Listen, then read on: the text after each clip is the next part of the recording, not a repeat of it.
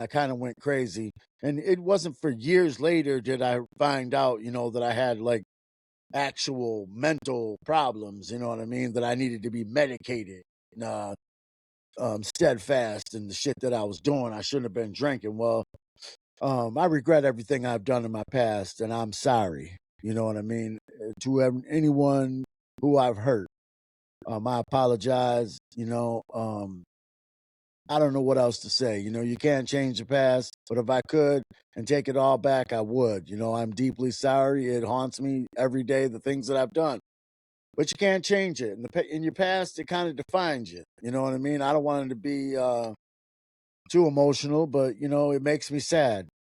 But anyway, what happened was she was a conniving woman, and the jail, even with a no contact order, the jail was against me too.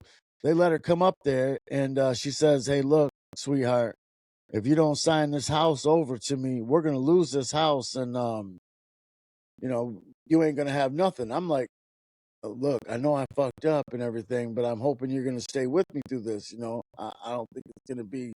Even if they send me down and I get a number or whatever, I think I will be all right, right?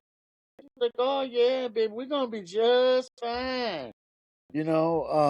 We could just sign right here, and I'll make sure, you got everything you need. You know what I'm saying? And so I signed my rights off to the house, and it just so happened that I'm in jail and I'm in there for a while. You know what I mean? Because that was a probation violation. You know what I mean? And I was on probation for some drug charges that I had. So while I was on probation, that's when I violated probation. I got a domestic. So I'm in the jail, you know what I mean? I get the visit from her and she tells me to sign it off or, we'll probably end up losing it. So I trusted her because, why not? Whatever. But meanwhile, you know what I mean? A friend of mine that used to come up and come deer hunting, who was another friend of a friend, you know what I mean?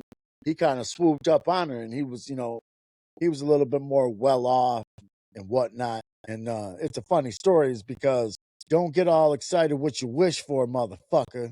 You know what I'm saying? Because this motherfucker, she ends up leaving me basically, and they just use that place as like a vacation home, and that kind of like fucked me up for a long time. But I got over it eventually. But the whole thing of it is that the girl was conniving enough to get me off the deed of the house, so I didn't have any rights to it.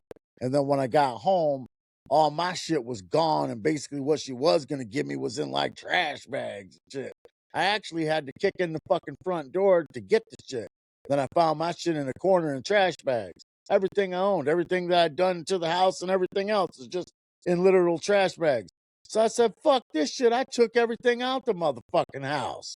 I took all the shit, the motherfucking couch, the TV, all the shit. I emptied that bitch out like it was risky fucking business.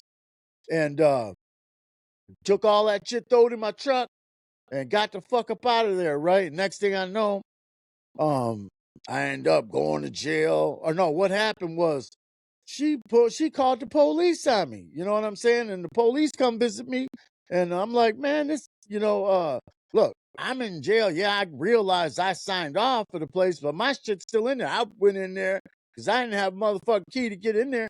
They never did anything, but she was so conniving. She tried to hook me and book me on a goddamn B&E on my own crib.